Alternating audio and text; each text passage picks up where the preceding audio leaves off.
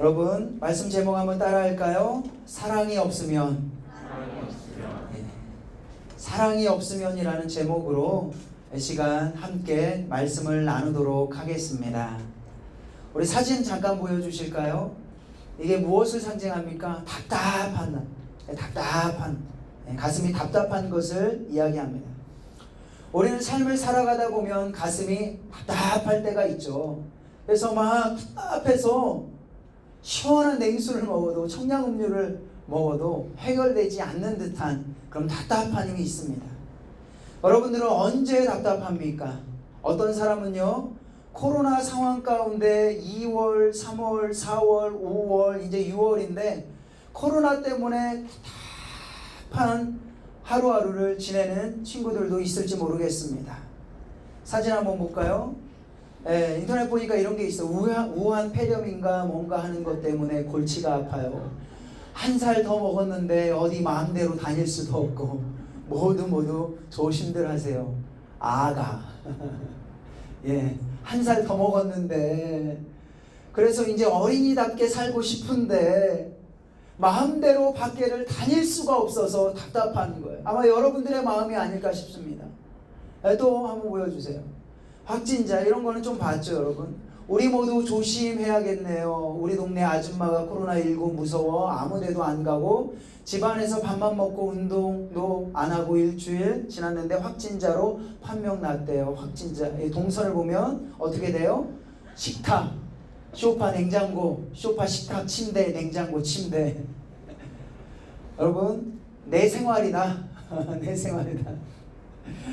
집에서 온라인으로 수업 받을 때 그냥 침대, 소파, 식탁 내 모습이다. 코로나로 인해서 어떤 친구들은 마음껏 학교를 가고 싶은데 답답해할 수도 있어요. 마음껏 공부하고 싶은데 답답할 수도 있습니다. 또 어떤 사람은요, 코로나뿐만 아니라 어떤 사람은 시험과 공부 때문에 답답해할 수도 있어요. 정말 열심히 여러분들 중간고사 준비했잖아요. 그 어떤 때보다. 그죠?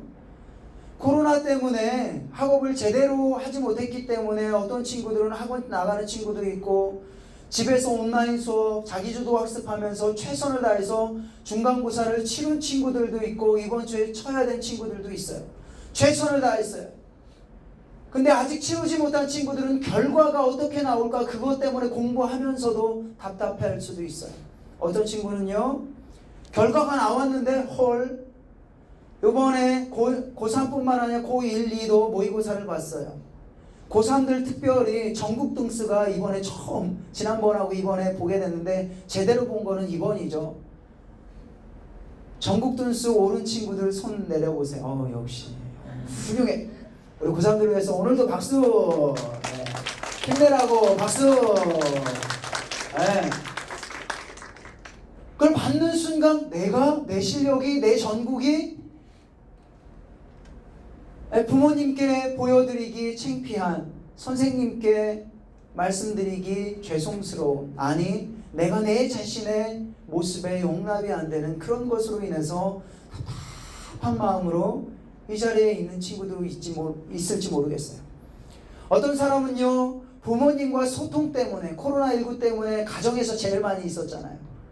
부모님과 소통 때문에 여러분들 말로 부모님의 잔소리, 그리고 부모님 말로 권면의 말씀, 그것으로 인해서 공부하려고 하는데 공부 좀 해라, 씻으려고 하는데 씻어라. 왜 그때만 얘기하시는지 몰라요. 밥 먹으려고 하는데 밥 먹어라, 청소하려고 하는데 학원 가려고 하는데 학원 안 가니? 그런 아빠 여기 또 있어요. 그래서 요즘은 좀 바꿨어요. 너 할 일 했니? 예, 그럼 아무 말 안 하는 걸로. 이제 알아가요. 목사님도 청소년 자녀가 둘이 있다 보니까 큰아이가 이렇게 이제 또 고등학생이고 둘째가 중학생인데 이제 알아가는 것 같아요. 그래서 해요. 그래, 잘해, 아빠 나갈게. 그런데 소통이 안 될 때가 생각보다 많죠. 그러면 마음이 답답해요. 힘들어요. 또 어떤 친구들은요, 예배 드릴 때에 마음껏 마스크 벗고 찬양을 하고 싶고 기도를 하고 싶은데, 그렇죠 여러분? 미안해요. 딴 교회 애들인 이야기인가 봐. 딴 교회 애들. 저쪽 수지지구촌 애들. 막 마음껏 주님을 찬양하고 싶은데 마스크 때문에 답답해요. 막 힘차게 찬양하고 싶은데 통성으로 기도하고 싶은데 마스크 쓰면 막 숨이 헐떡여서 기도 소리가 작아져요. 이런 것들 때문에 답답할 때도 있을 거예요, 여러분. 그런데 오늘 말씀을 보면 여러분들과 다른 답답함이지만 답답한 모습으로 있는 사람의 모습이 나와요. 누구냐면 사도 바울이에요. 오늘 사도 바울의 모습을 보면은요, 오늘 고린도전서의 저자 사도 바울의 모습을 보면 답답해야 합니다. 사도 바울이 무엇 때문에 답답했을까요? 고린도전서 13장 1절에서 3절 천천히 보면 이런 이야기가 나요. 내가 사람의 방언과 천사의 말을 할지라도 사랑이 없으면, 뭐가 없으면요? 사랑이 없으면 이라고 이야기를 합니다. 또 2절 말씀 보면은요, 내가 예언하는 능력이 있어 모든 비밀과 모든 지식을 알고 또 산을 옮길 만한 믿음이 있을지라도 사랑이 없으면. 지금 누구한테 편지를 하는 거예요? 하나님의 말씀을 보내는 거예요? 고린도 교회. 사도 바울이 2차 선교 여행 때 18개월 동안 머무르면서 세웠던 고린도 교회 성도들에게 이야기한 거예요. 사랑이 없으면 3절 말씀 또 볼까요? 내가 내게 있는 모든 것을 구제하고 또 내 몸을 불사르게 내어줄지라도 사랑이 없으면. 지금 뭐를 이야기하는 거예요? 고린도 교회 성도들은 지금 사랑이 없다는 거예요. 정말 그랬어요. 사도 바울이 교회를 개척하고 떠난 이후에 소식이 들리는데 서로 나는 바울파다, 나는 아볼로파다, 나는 예수파다, 서로 파를 나누어서 서로 싸웁니다. 음식을 먹는 것 때문에 서로 싸워요. 한 성도들이 머리가 긴 것을 가지고 길게 머리를 해서 예배를 드리는 것 가지고 싸워요. 머리에 수건을 썼는가 그걸 가지고 또 싸워요. 세상 법정까지 가지고 가서 재판을 벌입니다. 서로 뽐내고 다투고 분열하고 서로 경쟁하고 비교합니다. 참다 못해 사도 바울이 이야기한 거예요. 사랑이 없으면 소리나는 구리와 울리는 꽹과리가 됩니다. 사랑이 없으면 아무것도 아닙니다. 3절 사랑이 없으면 내게 아무 유익이 없어요. 그러니 제발 사랑하세요. 얼마나 답답했으면은요, 고린도 전서 13장 한 장 전체를 통해서 사랑하라고 이야기를 할까요? 그렇다면 첫 번째 질문입니다.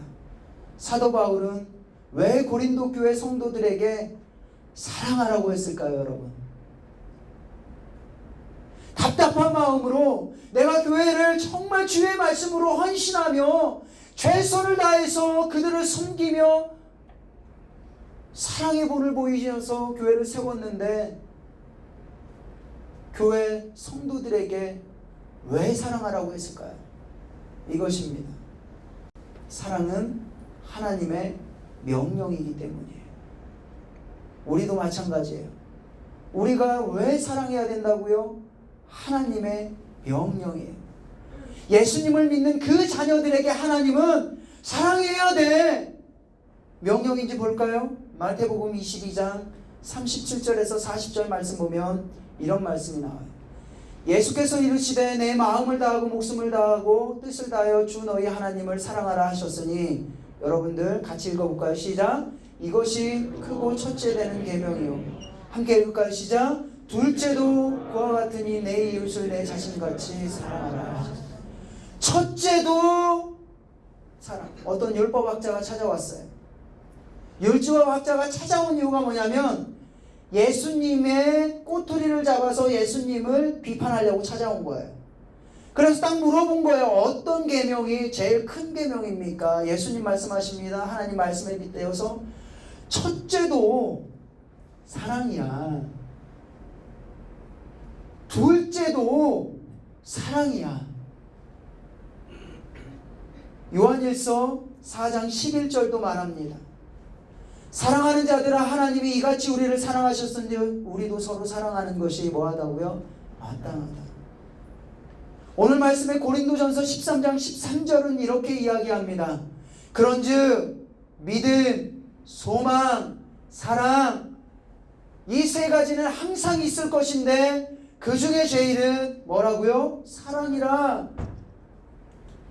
사랑은 믿음보다 소망보다 더 큰 하나님의 계명이니 사랑해라.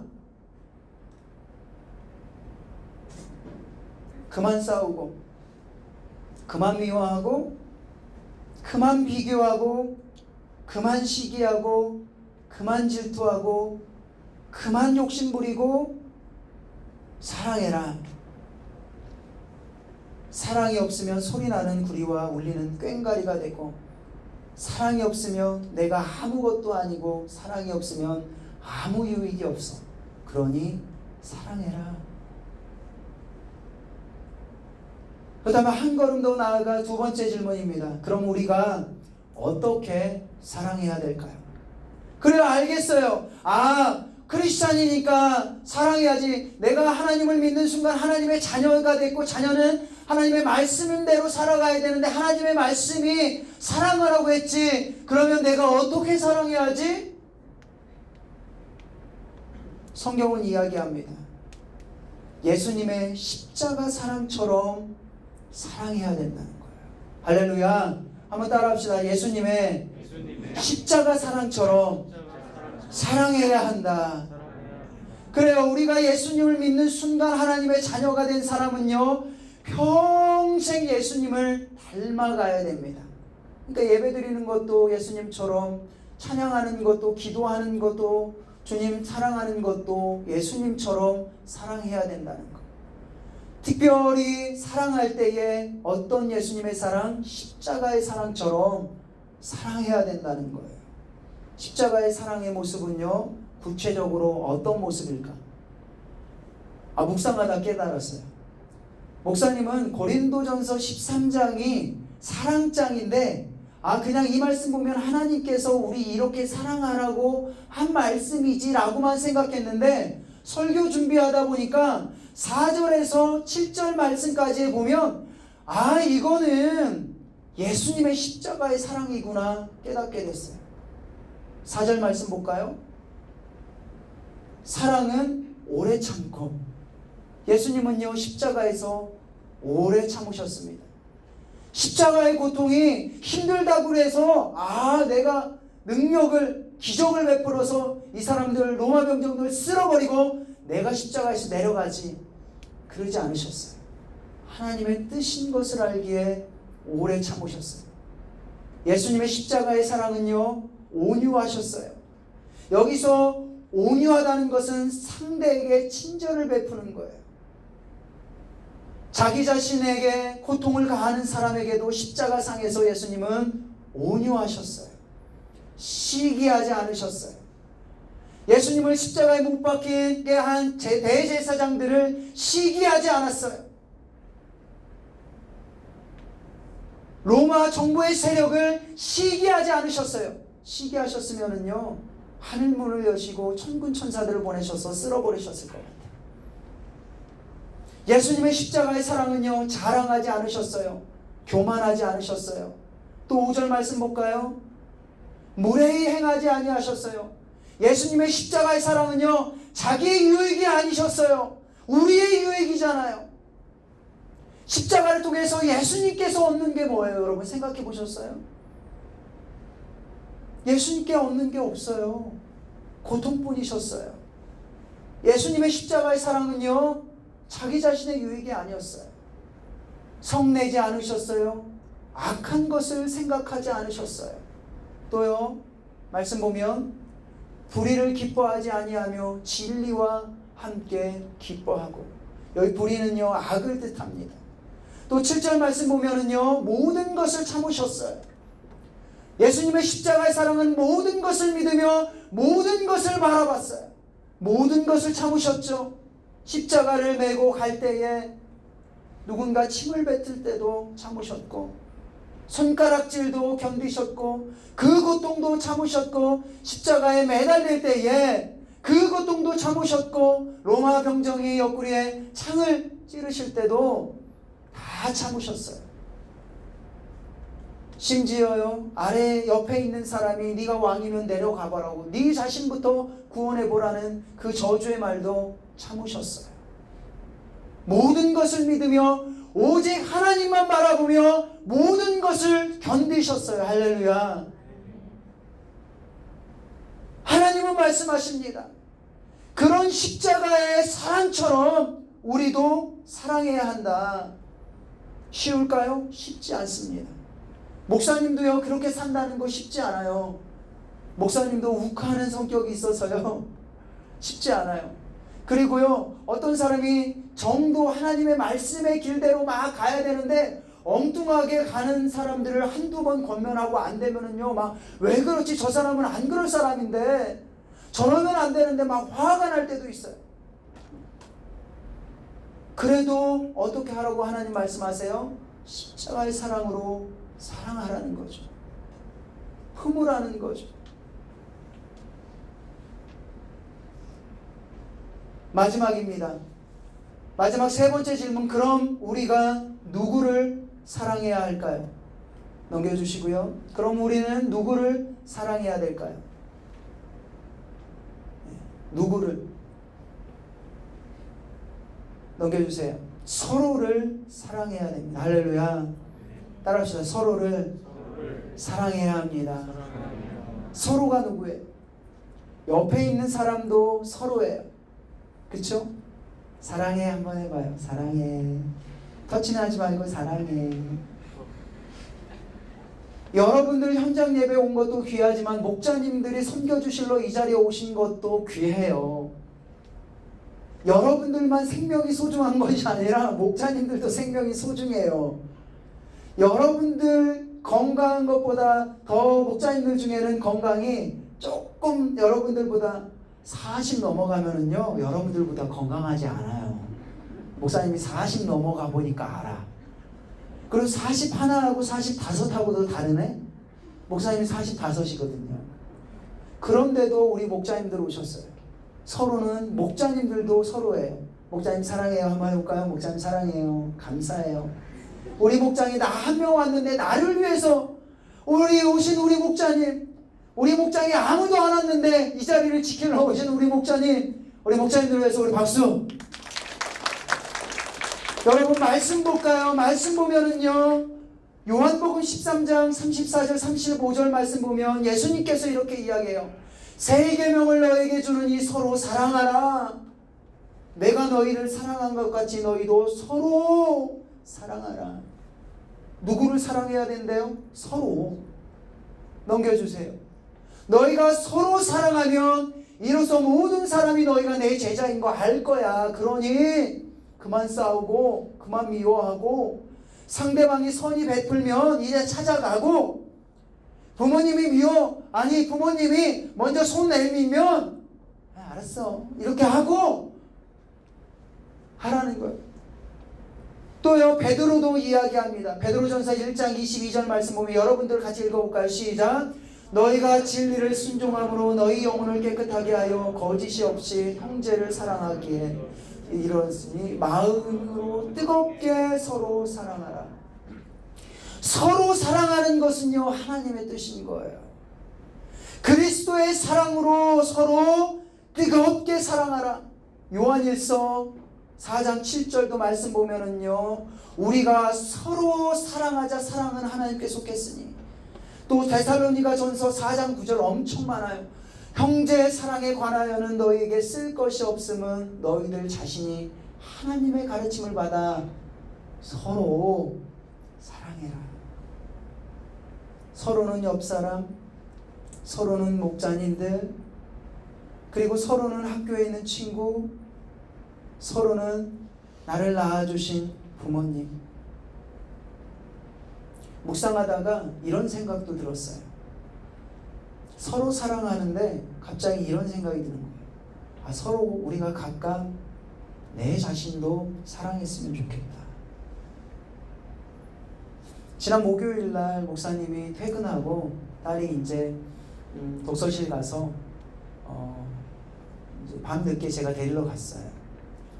그랬는데 딸 오늘 잘 지냈어? 이렇게 인사하고 차를 탔는데 갑자기 눈물이 글썽글썽하면서 훌쩍훌쩍 대는 거예요.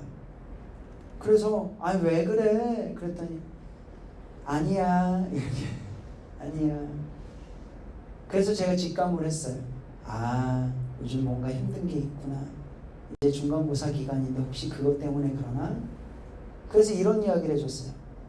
너 열심히 하는 거 하나님이 아시고 엄마 아빠가 알아. 그거면 돼. 그리고 하나님이 아니시기 때문에 하나님이 언젠가 꼭 지금 아니더라도 은혜 주실 거야. 그리고 집에 데려다 줬어요. 이제 아내한테 쟤 좀 돌아보라고 이렇게 운다고. 그래서 아내가 딸 방에 들어갔어요. 그래서 이야기를 나눴는데 이제 고등학생이 되었으니까 고등학생의 첫 시험 이렇게 치르려고 하니까 마음이 너무 부담이 되는 거예요. 그동안에 학교도 잘 못 갔고 제대로 공부 안 한 것 같고 열심히 했음에도 불구하고 시험 보면 꼴찌할까봐 반해서 그게 걱정이 돼서 염려가 돼서. 그래서 제 아내가 그런 이야기, 제가 했던 이야기와 비슷한 이야기를 했어요. 모든 일은 하나님께서 하시는 거야. 누구 봐라. 자기가 그토록 원했지만 하나님께서 그 길이 아니니 다른 길로 하시는 거잖아. 결국은 하나님이 너 열심히 한 거 아니까 하나님께 맡기고 기도해. 근데 설교 준비하는데 이게 떠오르는 거예요. 우리 학생들은 내 자신을 정말 애틋하게 사랑할까? 서로를 사랑해서 다른 사람 사랑하는 것도 너무 중요한데 그 전에 내 자신부터 사랑하는 그런 사람이 되어야 되는데 중간고사 시험 성적이 조금 안 나왔고 모의고사 안 나왔고 수능 안 나왔다고 해서 혹시 자책하면서 그 누구보다도 아끼고 사랑해야 될 내 자신을 사랑하기보다 내 자신의 실망감으로 인해서 주저앉아 있지 않고 혹시 있을까? 짧은 이야기 하나 하고 말씀을 마치려고 합니다. 이 이야기는요, 웨스트민스터 대성당 지하 묘지에 있는 영국 성공회 주교 무덤에 있는 이야기입니다. 성공회 주교 무덤의 앞에는요, 이런 글귀가 적혀 있다고 해요. 내가 젊고 자유로워서 상상력에 한계가 없을 때는 나는 세상을 변화시키겠다는 꿈을 가졌다.